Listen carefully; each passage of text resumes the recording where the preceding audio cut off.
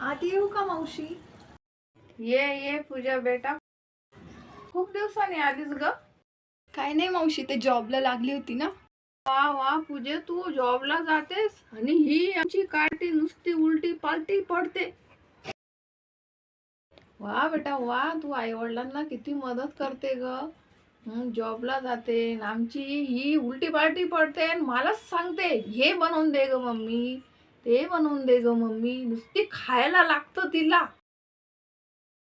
अरे बेटा, तू तर घरचं पण काम करत असशील ना? हो काकी, घरची कामं आवरून मग मी जॉबला जाते.